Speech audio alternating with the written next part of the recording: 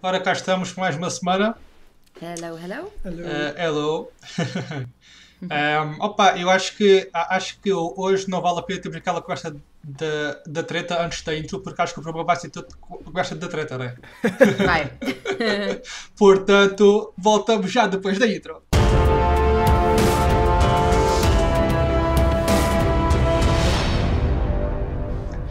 Ora, bem-vindos ao Clube Geek Show, programa onde analisamos. Epá, olha, esqueci-me de como é que se diz do Clube Geek Show. Espera aí. Ok. Faz outra Portanto, vez. bem-vindos ao Clube Geek Show. Já tinha aqui a minha cábula. Ok, portanto, bem-vindos ao Clube Geek Show, programa do Clube Geek, onde mergulhamos nos temas mais geeks deste mundo. Eu sou o Daniel, estou aqui com a Sara e com o Gui. Olá. Olá pessoal. E antes de continuarmos, já sabes, subscreve o canal, toca no sino, que é muito importante para teres acesso a estes episódios maravilhosos logo quando são publicados. Ora, conversa da Chacha então, vamos lá. Isto é, eu acho que chamar conversa da Chacha aquilo que nós vamos falar hoje é um bocado mórbido. É conversa depressiva. É uma conversa depressiva, sim. Sim, eu sei que nós definimos falar sobre as maiores ou melhores mortes de filmes e séries, não foi? Yep. Mas também podemos aqui falar também coisas assim mais gerais e ir para sítios desconhecidos aqui com a conversa. Sim. Nós não temos assim nenhum tema assim mesmo fixo para falar hoje. Vamos assim um bocado desvairar um bocado. Acho que merecemos também. Começamos nas mortes e vemos onde é que isso nos leva. Yeah. Yeah. Mas primeiro podemos falar aqui um bocadinho da opção da semana. Boa. O que é que vocês têm visto? Queiram partilhar aqui com o pessoal. Assim de novo, deixa lá pensar. Novo, acho que não estamos a ver assim nada propriamente. Estamos a seguir Legion, já dissemos que andamos a ver Big Little Lies, mas recomeçámos a ver Adventure Time.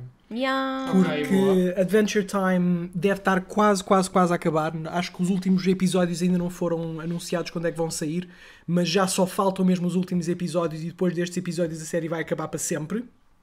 E então nós Para sempre!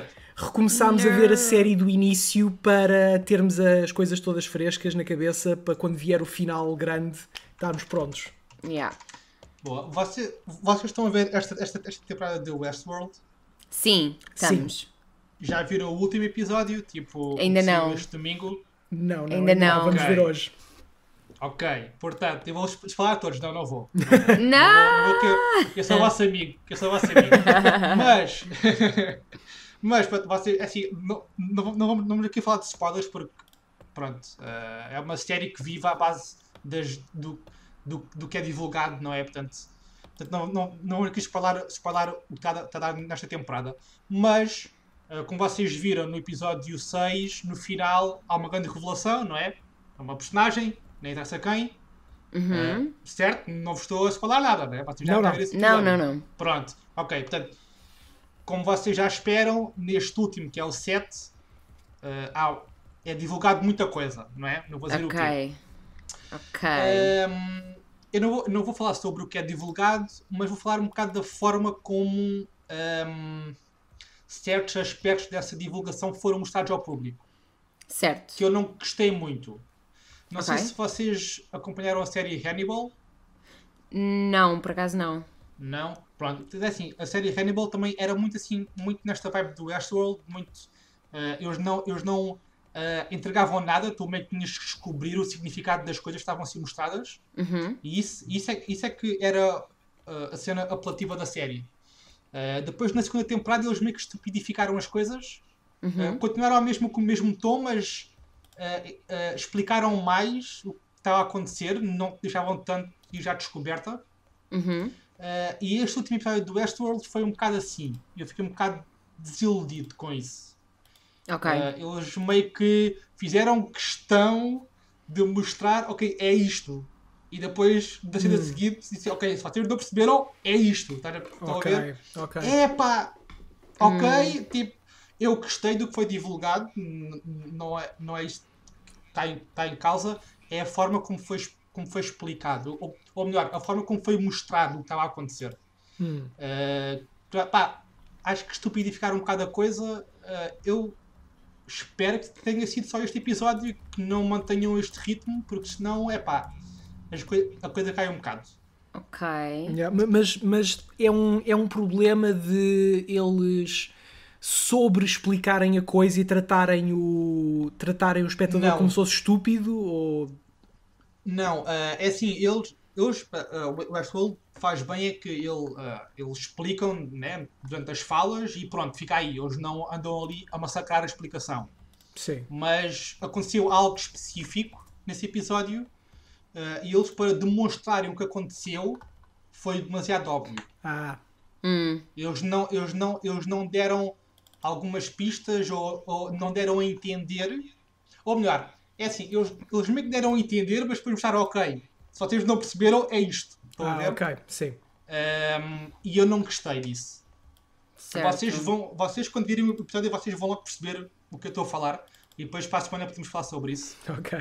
Tipo, é óbvio mesmo. Ok. Eu não gostei muito disso. Mas, Ok. a história está aí por um caminho que é tipo, explodir cabeças. Portanto, acho que é perdoável. Acho que é perdoável. Sim, nós gostámos muito dos episódios até agora. Eu acho que um dos meus preferidos foi aquele passado no mundo Do Japão. Do Japão. De Shogun. Acho que o episódio se chama Akane no Mai. Foi o tão bom. quinto. Esse episódio foi tão bom. Tão bom. O meu preferido foi mesmo a do Delos. Foi o quarto. Sim, para mim, tipo, sim, esse foi fantástico. Yeah. É algo que está noutra dimensão, completamente. Tá, Até tá agora, muito bom. Até agora. Esses Yeah. dois são fantásticos, sim. Sim, é verdade. Mas mesmo toda a temporada está a ser espetacular. Acho Sim. que eles expandiram a coisa, mas mantiveram a qualidade, que é muito importante. É um bocado intocável, sim. Sim, é verdade. Yeah. Vocês também estão a ver Expense? Não. Por acaso não. Eu ando a resistir. Eu ando a tentar convencer a Sara a recomeçarmos a ver a terceira temporada, porque nós parámos na segunda Ainda não aconteceu. e ainda não consegui. Mas é assim, também a temporada deve estar a acabar, deixa-me lá ver. Portanto, depois vocês fazem binge, é isso? Sim, nós costumamos fazer bens de tudo quando já saiu. Porque, espera aí, portanto, isto faltam... ainda faltam 5 episódios. Portanto, mas pronto, são mais 5 semanas, né? Yeah. Mas é para estar tão boa, meu. Express está... Lá está, é outra série que a história está a ir por um caminho que é tipo explodir cabeças também. E está tão bem feito. E os efeitos estão tão bons. A sério? A sério. Uau. Se esta série realmente tivesse sido cancelada e a Amazon não tivesse pegado na série, era um grande crime contra a humanidade. Isto, a sério, é tão bom mesmo. Mas pronto, chega de falar sobre mim. Sobre as Vocês séries. Vocês querem partilhar mais alguma coisa que andam a ver ou partimos já para as mortes? Pois. Vamos às mortes. Vamos às mortes. Ok, bora para as Oh mortes. my God. Bora para as mortes. Vamos a isso. Força, arranquem vocês. Ok, então, nós tivemos esta ideia de falar sobre as mortes mais icónicas do cinema porque... E da televisão? E da televisão, sim, não é só do cinema, televisão e cinema. Porque achámos que tipicamente numa narrativa há grandes clímaxes narrativos quando morre uma personagem e são sempre momentos muito memoráveis por uma enorme variedade de razões. E à medida que nós começámos a pensar um bocado nisto, começámos a ver, ok, eu gosto imenso desta morte por motivos completamente diferentes de que gosto daquela morte ou daquela morte.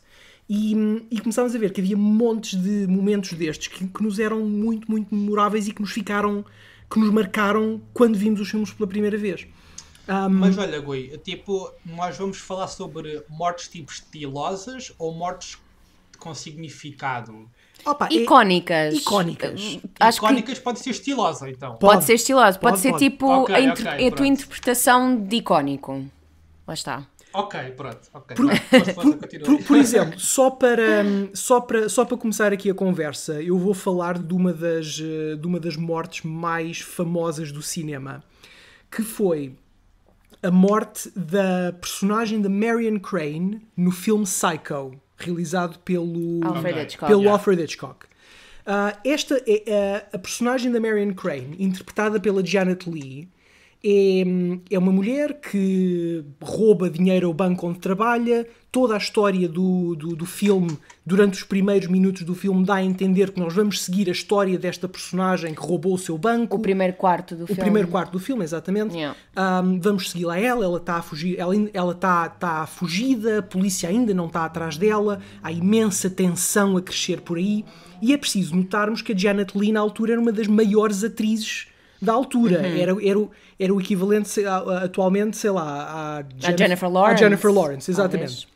Agora imaginem o que era vocês verem um filme em que todos os cartazes, todo o marketing do filme tinha sido feito à custa de a Jennifer Lawrence está neste filme, a Jennifer Lawrence tem um grande papel neste filme, venham ver este filme por causa... É a personagem principal. É a personagem principal, nós vamos seguir a história da personagem da Jennifer Lawrence. E depois, ao fim de 20 minutos do filme, a Jennifer Lawrence morre. Yeah. E morre da maneira mais inesperada, mais vinda do nada. Sim. A personagem da Marion Crane, interpretada pela Janet Leigh, está no famoso chuveiro, na famosa cena do chuveiro. Vem uma figura que nós não vemos e esfaqueia no chuveiro, aquela imagem muito icónica do sangue a escorrer pelo ralo da banheira, e it blew everyone's minds. Porque isso não acontecia. Tu não matas a atriz principal do teu filme nos primeiros 20 minutos do filme. Mudou a história do cinema. É um dos filmes mais marcantes do cinema até hoje. E essa é uma das razões. E a morte dessa personagem, dessa maneira, naquele momento, é uma das principais razões para isso. E é algo que não volta a acontecer muito depois disso. Verdade. E é sempre algo que é mesmo muito fora, né? Yeah. E sempre que acontece, é uma inspiração direta dessa cena. Yeah. Exato. Portanto, exato. É de cenas destas, icónicas, marcantes, que surpreendem, que mudam a história do cinema só pela maneira como acontecem, que nós queríamos falar hoje. Yeah. É assim, umas mais icónicas do que outras, claro. Há aqui umas que, pronto... São preferências pessoais, mas se calhar não são assim a coisa mais icónica. Não, obviamente não está nas listas das mais icónicas. Acontecem imensas destas, todos os filmes e todas as séries vão ter algumas, e no fim acaba por ser as nossas preferências pessoais. Mas é uma conversa interessante a ter. Yeah. Ok. Eu acho que gostava de continuar pela morte do HAL 9000. Do 2001 Odisseia no Espaço, que é a morte do computador da nave. E eu quero falar desta morte porque é uma morte do antagonista do filme. É uma morte que não é séria, é uma morte cómica, mas ao mesmo tempo sombria. De certa maneira. É uma morte muito lenta. Sim. Não é uma morte de sangue, obviamente, porque estamos a falar de um computador, do computador da nave, mas é uma morte muito interessante porque está muito bem escrita. Portanto, a personagem principal do David, portanto, percebe-se que o computador está a lutar contra eles, quase. Está a tentar, tipo... mudar a missão, tem a sua própria missão, e eles descobrem, portanto o David descobre e começa a tirar-lhe a memória, digamos, a memória RAM. Exatamente. Aos poucos. E é interessante porque, como nesta altura este filme foi feito nos anos 60, ele começa a tirar tipo... como se fossem discos rígidos da nave, um de cada vez, tipo, são centenas de discos, e o computador vai cada vez ficando mais lento, vai começando a cantar uma música, vai começando a dizer piadas. Porque começa a reverter a estados primitivos da sua própria consciência. Sim. E às tantas começa a repetir um diálogo que teve com o programador original dele. Sim. E é tão bizarro, é tipo a cena mais... É muito creepy, porque acontece tão lentamente. E aquela personagem, a do Hal, que até esse momento é o maior antagonista do filme, já matou uma data de gente, foi sempre uma ameaça terrível, e de repente, nesse culminar do filme, tens ali a personagem principal do Dave a tirar-lhe as placas de memória e o computador não pode fazer nada. Sim. E está a suplicar-lhe para ele não o matar. Sim. David, Please don't. don't do it. Ah, pá, Depois começa a cantar a música da David, da Daisy. Daisy. Daisy. E pronto, é uma morte icónica. Apesar de não ser uma morte humana, acho que é uma morte icónica. Yeah. Ok. Daniel. Eu lembrei-me de mais um filme que tem a morte de um... Não digo que é o protagonista, mas de um ator famoso ali logo no princípio do filme. Aham. E é bem disparado também, que é o Deep Blue Sea. Não sei se vocês já viram o filme. Yeah. Sim. O Samuel L. Jackson morre, tipo... É assim, tu estavas a ver que ele ia morrer porque ele estava tipo à beira da piscina, o que é aquilo. Sim. Portanto, estavas a ver que ele ia morrer, mas pá, foi também um bocado de choque. Sim. Logo no começo do filme, o ator mais famoso do filme morrer do nada. Yeah. Mas também foi uma cena muito, muito porreira, um tubarão a comer o Samuel L. Jackson. Não, O Samuel L. Jackson já combateu contra todos os animais, é tubarões, é cobras, é tudo, o homem está em todas. Pá, mas eu lembro-me perfeitamente dessa cena. Eu vi o Deep Blue Sea saiu em... Não, eu estou 99. Eu lembro-me de ter visto o filme que o meu pai alugou a cassete em VHS. E essa morte é tão inesperada. Está ele a falar qualquer coisa, está ali a dizer qualquer coisa e de repente surge um tubarão gigante da poça d'água ao lado dele, morde-o e acaba o Samuel L. Jackson. Uau. Eu não vi esse filme, mas verdade. isso é chocante. Esse filme ficou na minha memória porque, pá, isto para o pessoal que é do Algarve só e para quem é de Faro vai perceber isto que é tipo ninguém que nos ouve, mas whatever. A Sara sabe. Sim, eu sei. Faro tinha o cinema clássico na Baixa de Faro, né? Que depois Sim. fechou. E este foi o último filme que eu fui ver nesse cinema antes de fechar. Foi a Deep Blue Sea. Sério? Yeah. Ok. Depois fecharam e mandaram aquilo abaixo, fizeram aquele centro comercial, também foi à falência, né? Yeah. E então foi o último filme que eu vi naquele espetacular cinema clássico. Epá, Faro. esse cinema era Foi Deep Blue lindíssimo. Que Yeah. pena ter fechado. Aqui uma curiosidade para os ouvintes que não nos estão a ouvir. Yeah. Mas olha, outro filme que também tem uma série de mortes icónicas é o Godfather. Esse Sim. filme está cheio de mortes icónicas. Mas Yeah. eu quero destacar a do Vito Corleone, que morre Yeah. numa morte super sei lá, pacífica e em paz. Nada a ver com a vida que ele levou. E acho que também foi uma morte muito icónica e com um significado também, mesmo por dentro da história que estava a ser contada no filme. É uma morte muito, muito icónica. Yeah. Agora, lembrei-me assim do nada de um filme do Tim Burton, que é o Sim. Sweeney Todd. Vocês viram o Sweeney Todd? Sim. Pronto, eu agora não me lembro. A morte foi da rapariga que ele gostava, não era? No final, acho que foi Sim. isso. Que foi tão sangrenta, mas tão bonita. E tão cheia de amor. Foi É assim em mesmo a câmera cabra- lenta, eu já não me lembro exatamente. por acaso. foi ele os dois numa poça de sangue gigante. E ele a agarrar nela e olhar para ela e tão bonito e tão sangrento e tão macabra. Yeah. Foi algo que me marcou na altura. Uau. Sweeney Yeah. Todd, yeah. Mais estilosa do que propriamente outra coisa, mas Sim. a composição da cena estava muito bonita. Com Sim. o sangue vermelho e o contraste. Sim. Não, isso é Essa cena interessante. ficou marcada, yeah. Yeah. Não, Mas já tantas. esse género de cenas em que uma morte marca mais pelo seu aspecto visual e como tu disseste, pela arte e pela beleza da Exato. morte também são coisas difíceis de conseguir, porque não só tens de... Porque é um elemento no qual é um momento no qual o aspecto estético da cena e a composição visual da cena tem de estar em perfeita consonância com todo o build-up emocional até esse Com o momento. aspecto. Sim. Porque senão as duas coisas, se estiverem desenquadradas uma das outras, o efeito é pior do que se tivesse tentado fazer só uma. Sim. Sim. Tem que ter profundidade, tem que ser tipo um casamento perfeito entre as duas. Isso fez-me lembrar muito as mortes dos filmes do Tarantino, não é? Que é muito pelo ritmo, é muito pela estética, é muito pela quantidade de tinta vermelha que eles têm disponíveis. Yeah.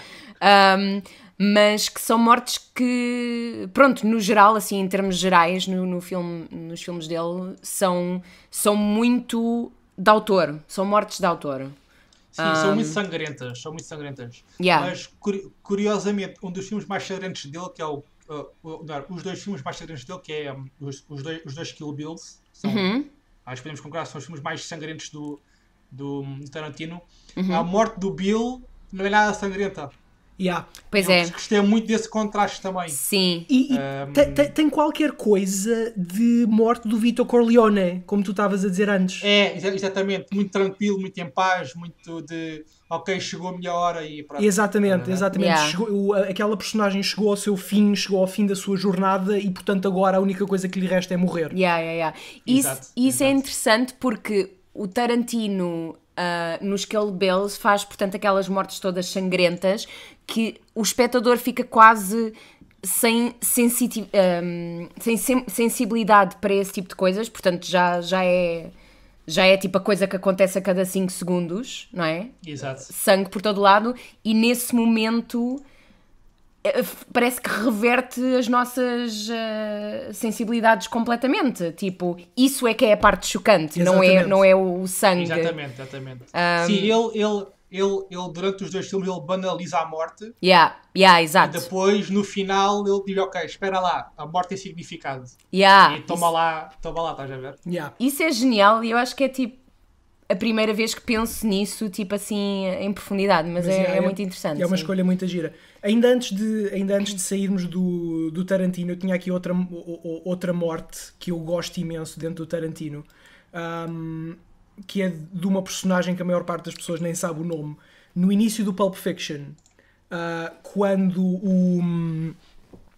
a personagem do Vincent Vega. Do Samuel L. Jackson e do... Ai, raios, como é que ele se chama? O outro. Do Vincent Vega. Tell me more. Exato. O gajo é da Cientologia. O Travolta. O Travolta. Pronto. O Travolta e o Samuel L. Jackson vão os dois no carro, vão a falar daquilo que lhes aconteceu imediatamente antes, que foi terem levado uma data de tiros e não lhes ter acontecido nada. O Travolta vira-se para trás para falar com a pessoa que vai atrás no carro e do nada dá-lhe um tiro na cara e a personagem morre do nada. Mas sem querer. Sem querer, sim, acidentalmente. Ele pergunta ao Samuel L. Jackson se ele bateu numa lomba da estrada. Opa, e é uma morte tão despropositada, tão inesperada, mas que é basicamente aquilo que gera toda a narrativa a partir desse momento. E a maior parte das coisas acontecem por causa dessa violência gratuita que acontece de uma maneira absolutamente inesperada, e é uma das minhas mortes preferidas no cinema por tão tipo tão tipo, foi um engano tão parvo. Exatamente. É muita gira, eu gosto imenso dessa morte. Olha, força. Diz, Sara. Não, diz. Olha, eu queria aqui destacar duas mortes assim mais contemporâneas. Sim. Uma menos, outra mais. A morte do Boromir no Fellowship of the Ring é muito, bate muito cá dentro, porque é uma personagem que se redime e automaticamente ao se redimir morre. É tipo, pronto. Teve muito peso, e toda a parte do You Are My King é tipo, cai lá, não estás a ver? Gostei muito. Acho que dentro dos filmes, acho que foi assim a morte que teve mais peso. Porque se tu pensares... assim, primeiro ninguém morre, né? Mas mesmo quando morre o Gandalf, acho que o Boromir foi aquela morte que deu assim teve mais significado na trilogia. Sim, concordo. É a morte com mais pathos. Nós estamos sempre aqui a falar do pathos. Essa é uma morte com muito pathos. E é a morte que os fãs, tipo, gostam mais. Tipo, não... É a morte que...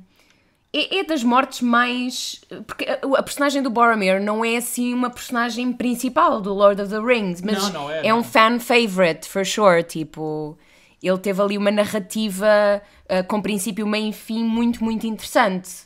Exato. E tu mudaste muitas expectativas dessa personagem durante esses 3 atos da personagem.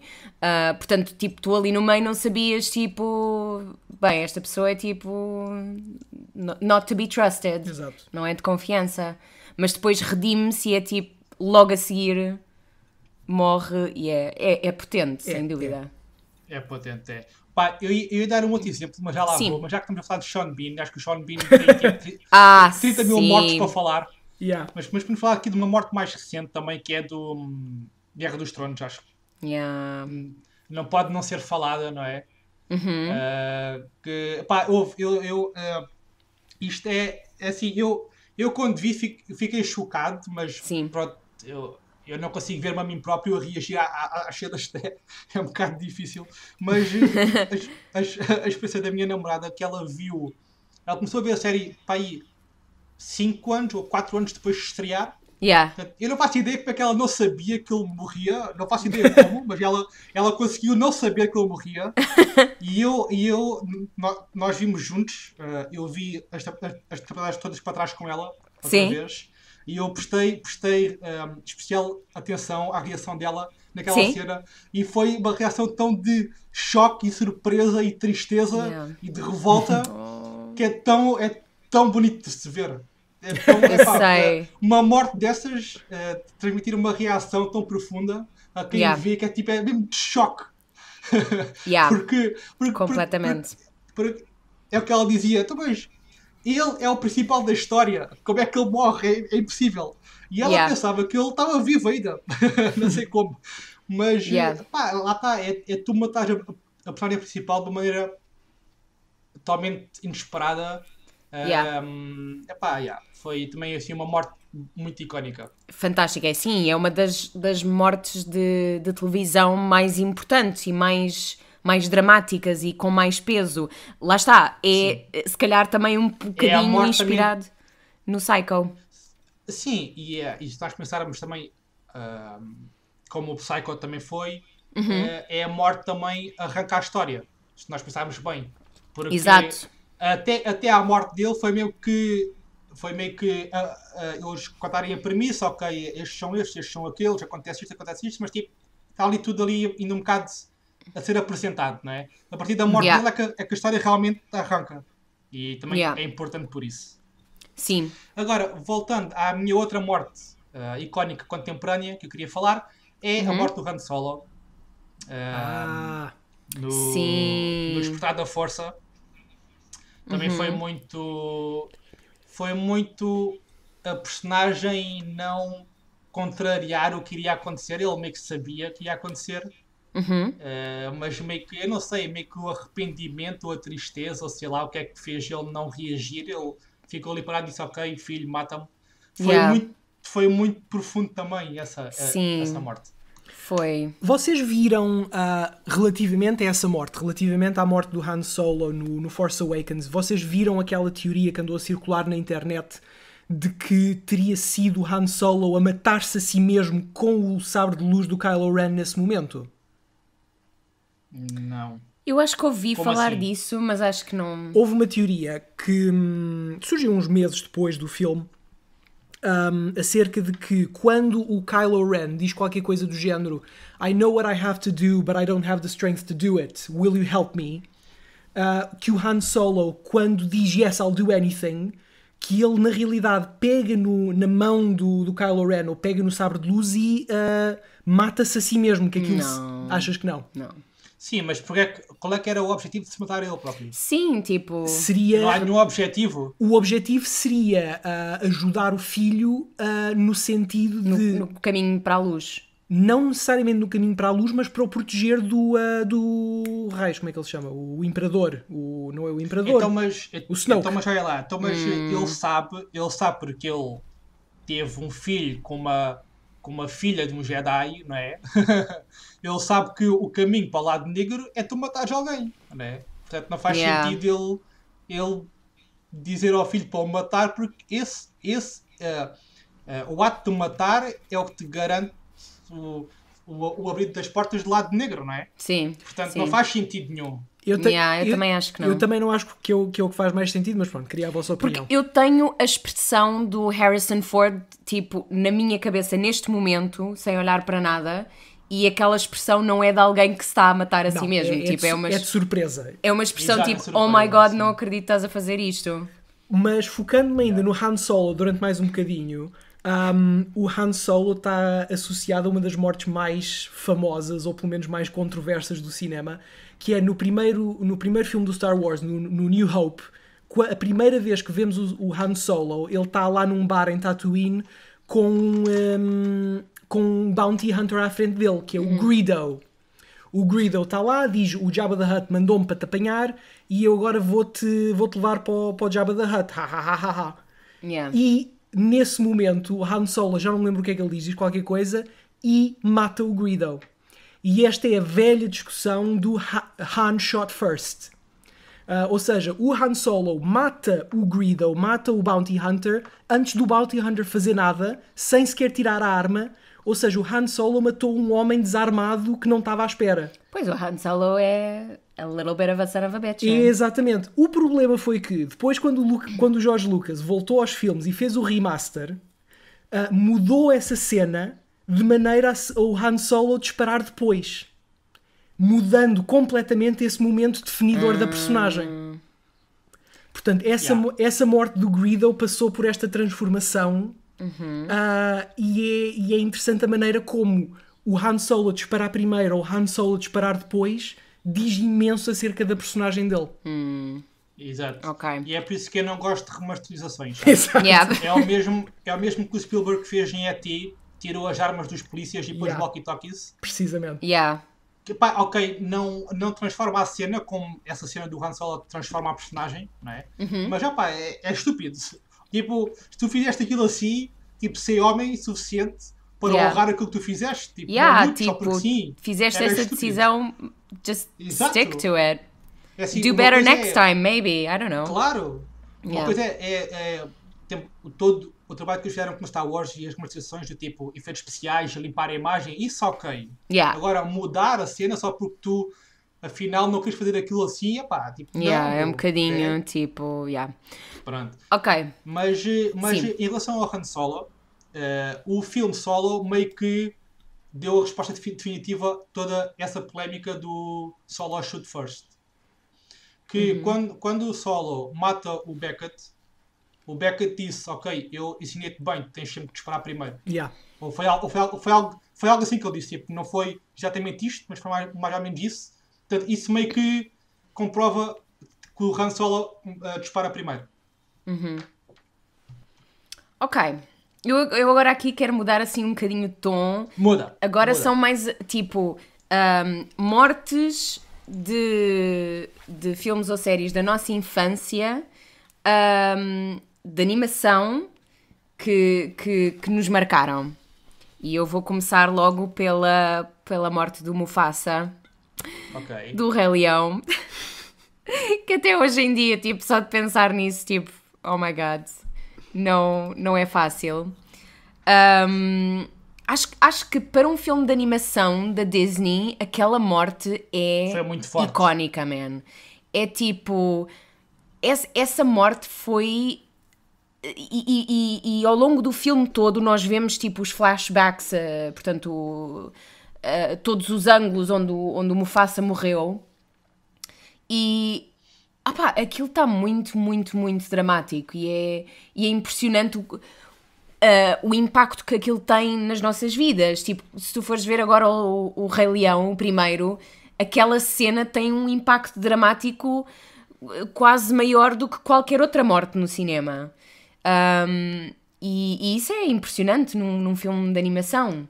Sim, sobretudo num filme de animação cujo público-alvo era de facto miúdos dos Sim. 8 aos 12 anos, que não estão habituados a ver esse género de mortes assim tão explícitas. Não é que a morte seja particularmente explícita, mas eles exploram aquela morte mesmo Sim. muito. Tu vês todo o build-up até essa morte, vês Sim. o Mufasa a tentar salvar o Simba, a cair para o Talvez meio. uma faça a cair. Exatamente. Eles acompanham a morte. Exatamente. Não é do tipo ele morre e pronto, eles acompanham a morte, eles estão lá, eles estão a mostrar-te a morte. Exatamente.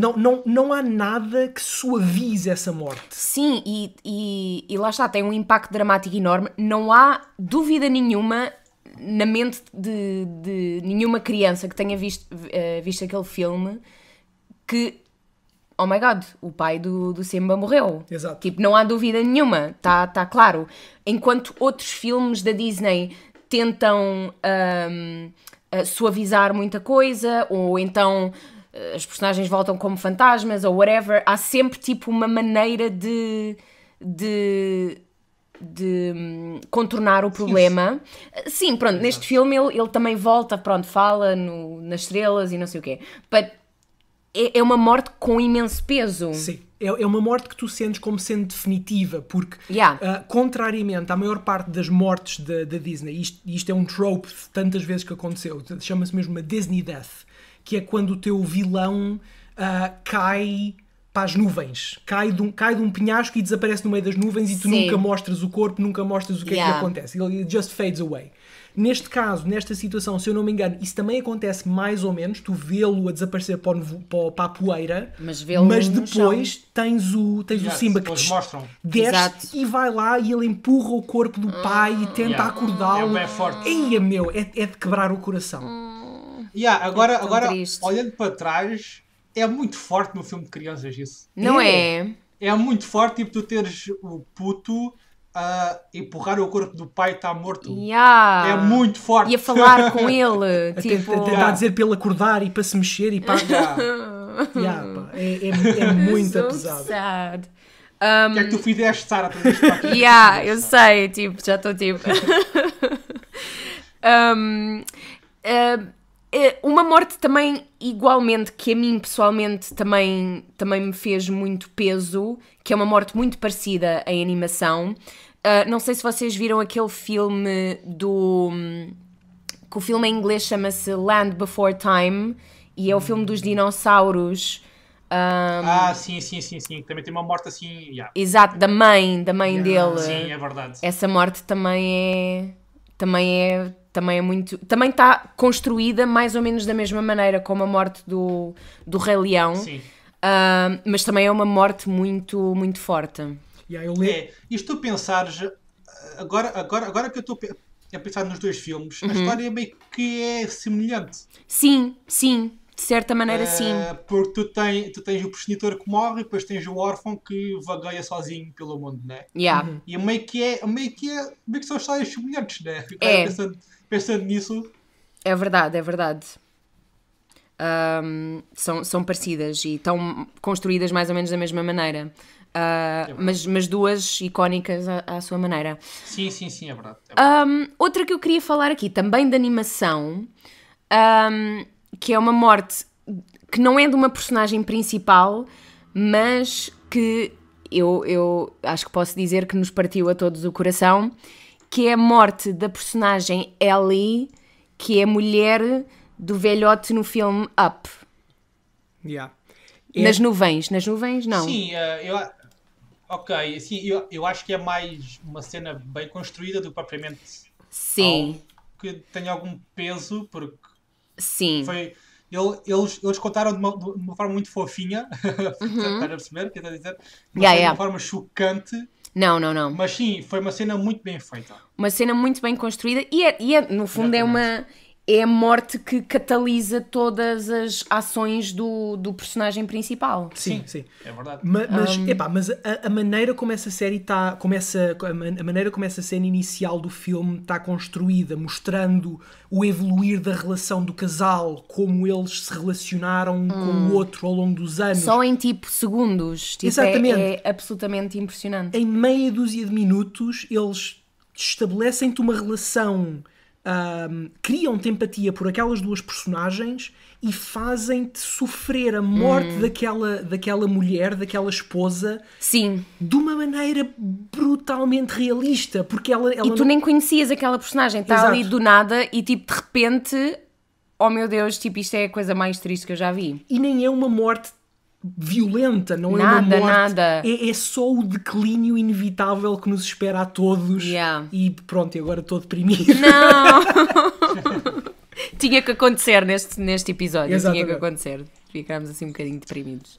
Olha, vamos falar da morte de Blade Runner. Acho que vamos falar da morte de Blade Runner. Sim! Essa eu também tinha aqui na minha lista, mas tu antecipaste. É assim, eu vou já arrancar, porque como vocês Yeah. sabem, não é um filme que me diga muito. Já falei isto muitas vezes aqui sobre o filme. Yeah. Não é um filme que me diga muito. Mas essa morte está. Epá, é capaz de ser uma das mortes mais belas do cinema. Yeah. Pelo diálogo, Yeah. está tão boa. Tá. Tão boa mesmo.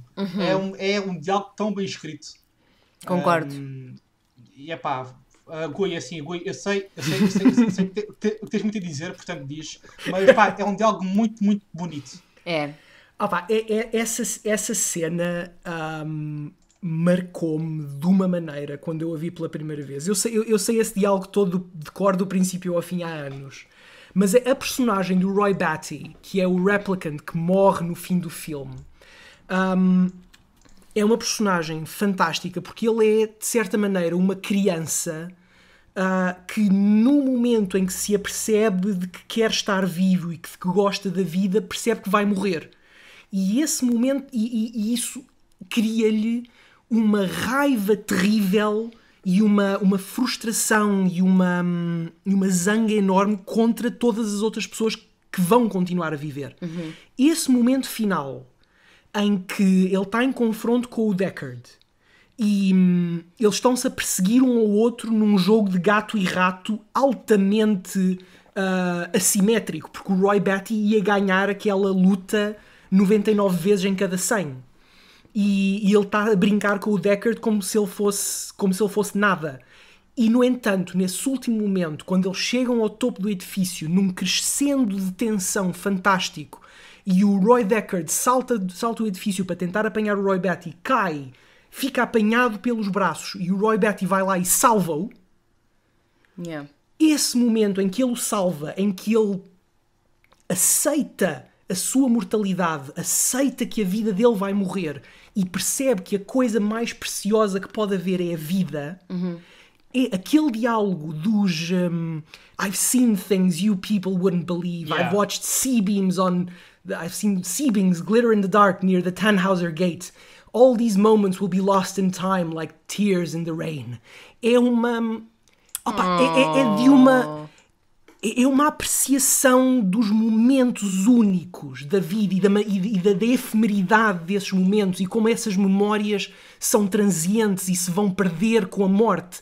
É dos momentos mais belos do cinema, não só pela mortalidade que está envolvida, mas pela celebração da vida que acontece ao mesmo tempo. Eu estou emocionado só de falar disto. Portanto, Sara... Eu posso confirmar, ele está tipo emocionado.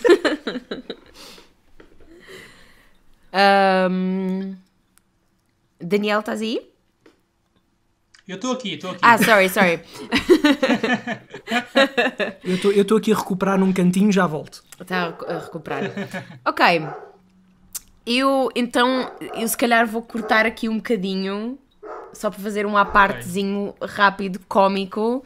Acho que uma das mortes icónicas da televisão tem que ser o Kenny do South Park. Yeah. É uma morte icónica que acontece em todos os episódios.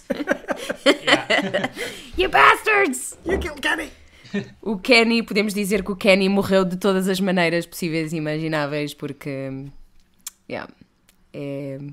é a morte mais repetida, se calhar, na história da televisão. Possivelmente será a personagem que morreu mais vezes. Sim. E só isso é interessante. Só por esse recorde. Não sei se é, mas tem que ser. Come on. Tem de ser. Não acredito que haja... Só por isso é uma morte interessante. Mas eu também queria falar aqui de se calhar da minha morte preferida da história da televisão, de séries que eu tenha visto. É a morte do Charlie no Lost. E Daniela, a tua namorada Ana vai de certeza. Yeah. Ainda bem que, Eu ela, sempre- que ela não está aqui, senão já estava a passar completamente. Eu sei, eu sempre que nós falamos em Lost e sempre que pensamos tipo no Charlie, ficamos tipo, oh não! Porque é tipo, Yeah, tipo, yeah. sempre que nós falamos de Lost e eu digo que as últimas temporadas foram uma merda, eu tenho que dormir no sofá, portanto.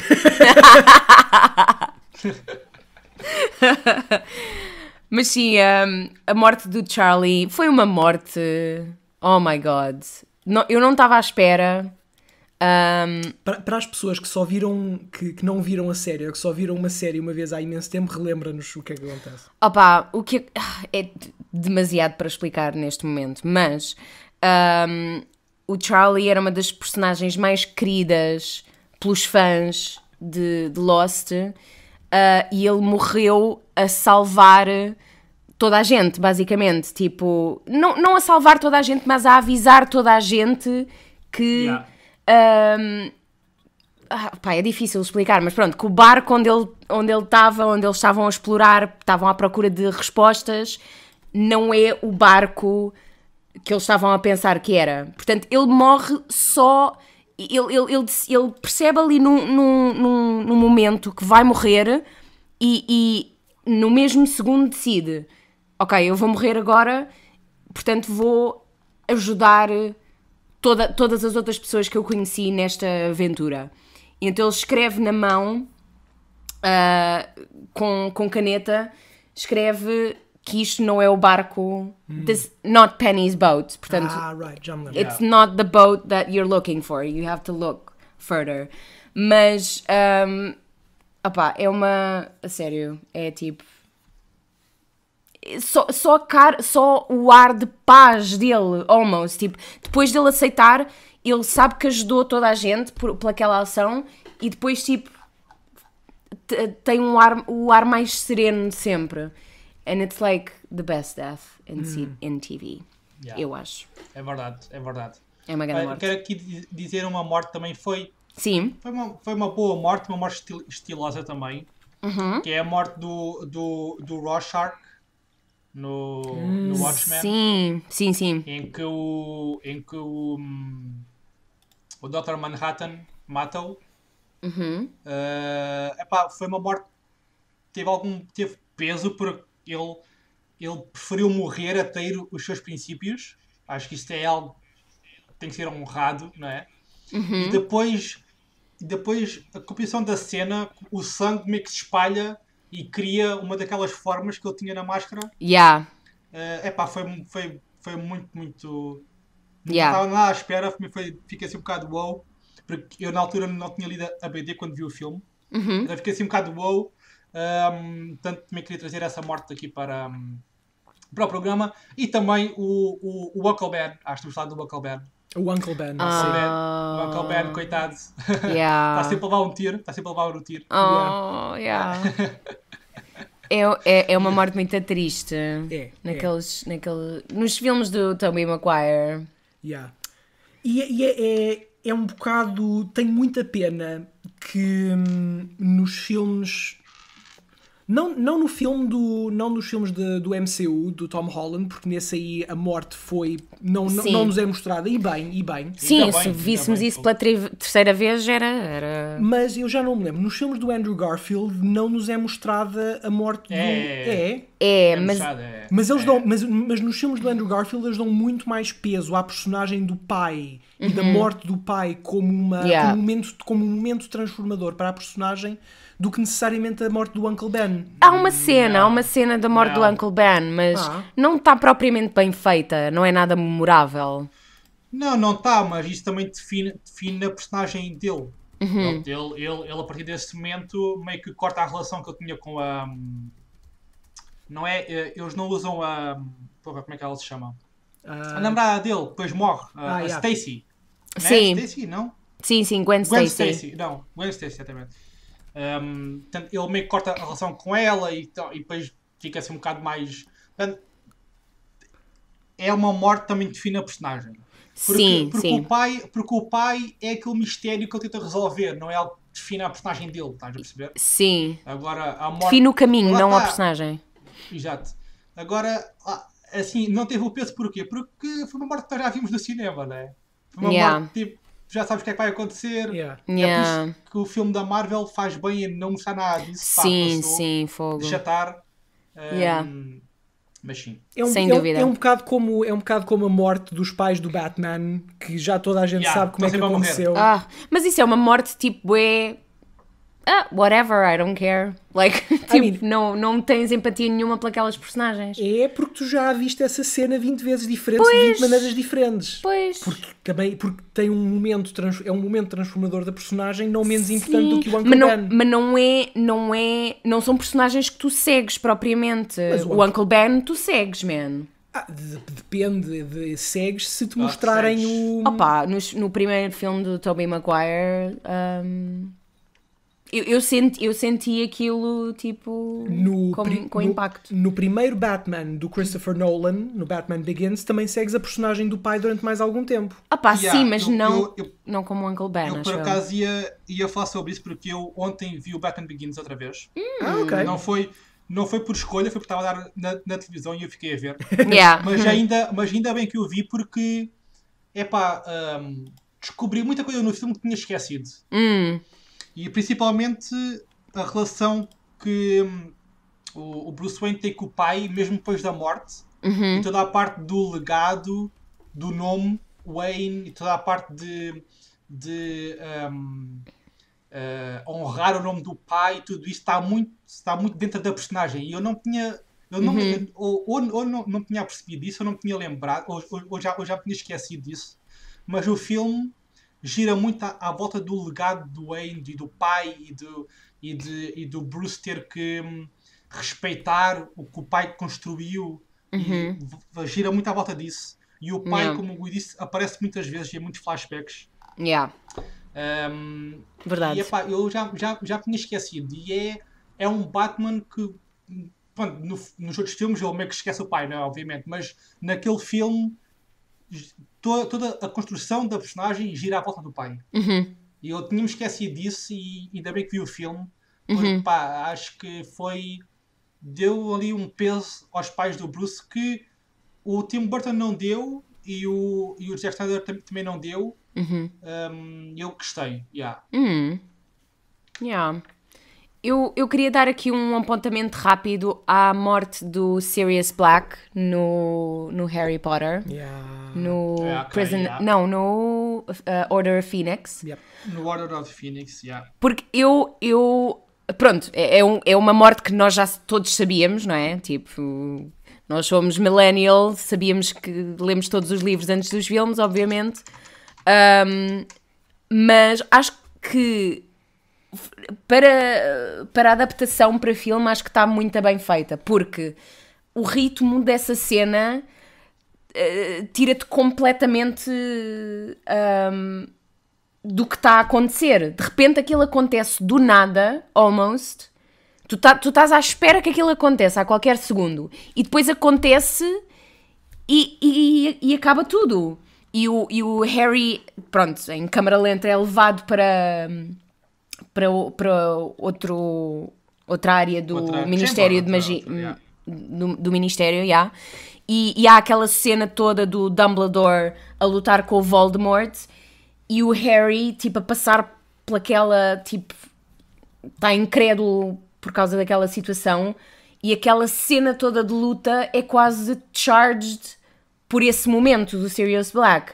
E eu acho que é uma morte que está muito bem construída e todas as cenas que se seguem, tu estás com essa sensação da morte do Sirius, tu estás quase distraído com o que está a passar, mas lá atrás estás sempre a pensar, oh my god, o Sirius já morreu, assim do nada, tipo num segundo, acabou.